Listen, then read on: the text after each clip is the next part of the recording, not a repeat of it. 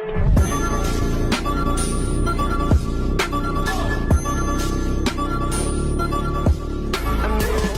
आप सोचते हो कि एक अच्छी कटआउट ट्रांजिशन सिर्फ बैकग्राउंड रिमूव करने से बन जाती है, तो शायद अभी तक आपने सही वर्कफ्लो यूज नहीं किया, क्योंकि किसी भी प्रोफेशनल एडिट का सीक्रेट उसके इफेक्ट्स में नहीं, उसके वर्कफ्लो में छिपा होता है। और आज हम बिल्कुल वही एडवांस्ड कटआउट वर्कफ्लो बनाने वाले हैं।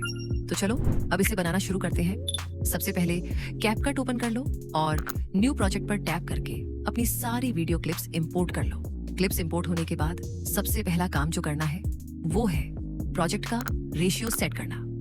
अब नीचे ऑडियो में जाओ, फिर एक्सट्रैक्ट पर टैप करो और एक्सट्रैक्ट फ्रॉम वीडियो सेलेक्ट करके अपनी ऑडियो इंपोर्ट कर लो। थोड़ा एक्स्ट्रा पार्ट होता है, उसे स्प्लिट करके डिलीट कर दो और बाकी ऑडियो को बिल्कुल शुरुआत में ले आओ। अब ऑडियो को सिलेक्ट करो और नीचे बीट्स वाले ऑप्शन में जाकर ऑटो जनरेट पर टैप कर दो। कैपकट अपने आप बीट्स जनरेट कर देगा। एक बार ऑडियो को आराम से सुनो और जहां भी लगे कि कोई बीट एक्स्ट्रा है या सही जगह पर नहीं बनी है, उसे डिलीट करते जाओ। अगर आखिर में ऑडियो का कोई एक्स्ट्रा हिस्सा बच रहा है तो उसे भी ट्रिम कर दो। अब बारी आती है वीडियो क्लिप्स की। अब तुम्हें हर क्लिप को वन बाय वन उन्हीं बीट्स के हिसाब से एडजस्ट करना है। कोशिश करना कि जहां बीट हिट करे वहीं क्लिप भी चेंज हो। अगर टाइमलाइन में गलती से कोई एक्स्ट्रा क्लिप ऐड हो गई हो तो उसे भी डिलीट कर देना। एक बार पूरी टाइमलाइन को देखकर कंफर्म कर लो कि सब कुछ सही बीट पर ही सेट है। अब हमारी एक्चुअल एडिटिंग शुरू होती है। पहली क्लिप को सिलेक्ट करो और शुरुआत से थोड़ा आगे जाकर एक की फ्रेम लगा दो। उसके बाद क्लिप के बिल्कुल एंड में एक और की फ्रेम लगाओ और इस आखिरी की फ्रेम पर क्लिप को हल्का सा जूम कर दो।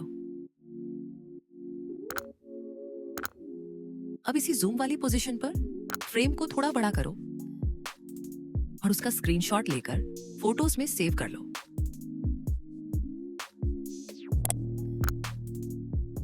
अब नीचे ओवरले में जाओ और वही स्क्रीनशॉट इंपोर्ट कर लो। इसकी ड्यूरेशन ऐसे सेट करो कि इसका थोड़ा हिस्सा पहली क्लिप के नीचे रहे और बाकी हिस्सा दूसरी क्लिप के नीचे चला जाए। इसके बाद रिमूव बैकग्राउंड वाले ऑप्शन में जाकर ऑटो रिमूवल पर टैप कर दो। बैकग्राउंड रिमूव होने के बाद तुम्हें फर्क साफ दिखाई देगा। सबसे पहले इसकी शुरुआत में एक की फ्रेम लगा दो, फिर थोड़ा आगे जाकर दूसरा की फ्रेम लगाओ और इस वाले की फ्रेम पर इमेज को जूम कर दो। अब थोड़ा और आगे जाकर आखिरी की फ्रेम लगाओ और इमेज को फ्रेम के बाहर मूव कर दो। अब दूसरे और तीसरे की फ्रेम के बीच में जाकर कर्व वाले ऑप्शन से ईज आउट ग्राफ सिलेक्ट कर लो। इतना करते ही मूवमेंट एकदम स्मूथ हो जाएगी और ट्रांजिशन पहले से कहीं ज्यादा प्रोफेशनल फील देगी। अब उस ओवरले पर ब्लर इफेक्ट अप्लाई कर दो।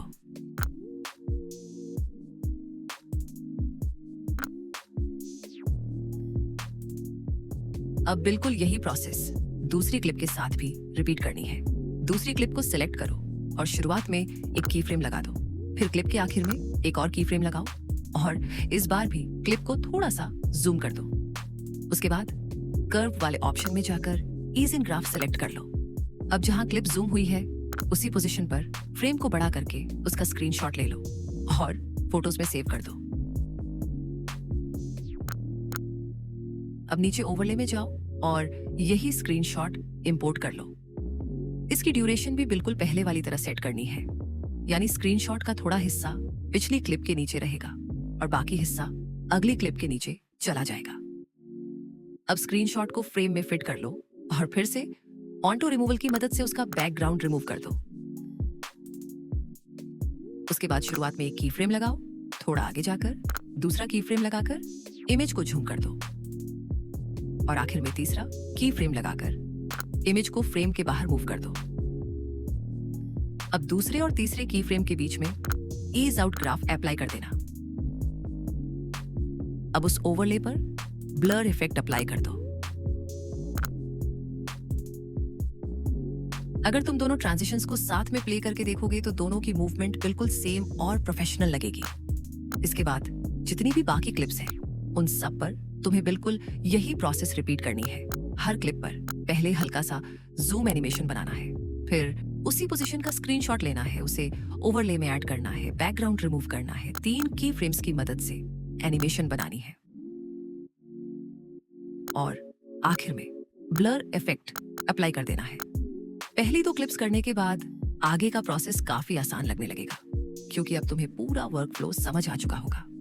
अब आखिरी क्लिप पर चलते हैं। उसे सिलेक्ट करो और नीचे एनिमेशन वाले ऑप्शन में जाकर आउट एनिमेशन ओपन करो। यहाँ से ब्लर आउट एनिमेशन अप्लाई कर दो। इसकी ड्यूरेशन अपनी वीडियो के हिसाब से एडजस्ट कर लेना। टाइमलाइन की शुरुआत में वापस आओ, नीचे इफेक्ट्स में जाओ, फिर वीडियो इफेक्ट्स ओपन करो और हाईलाइट डांस सर्च करो।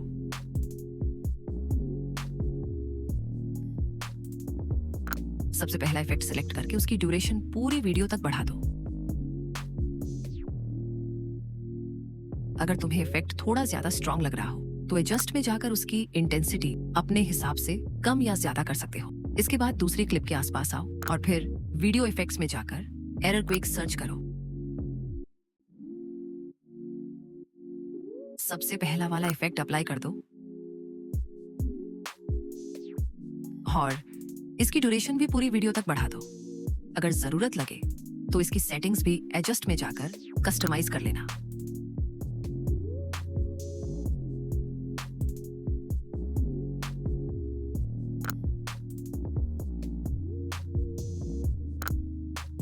अब बस एक आखिरी प्रीव्यू देख लो।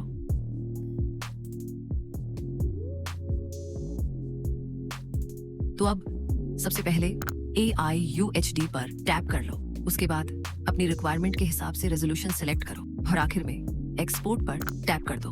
थोड़ी ही देर में तुम्हारी प्रोफेशनल बीट सिंक एडिट पूरी तरह रेडी होगी। बस इतनी सी टेक्निक और तुम्हारी पूरी एडिट का फील कंप्लीटली चेंज हो जाएगा। अब इस वर्कफ्लो को अपनी वीडियोस में यूज करो, एक्सपेरिमेंट करो और हर एडिट के साथ खुद को पहले से बेहतर बनाते जाओ। और अगर तुम trending reverse speed ramp edit सीखना चाहते हो तो अभी मेरी पिछली वीडियो देखो। मिलते हैं उसी वीडियो में।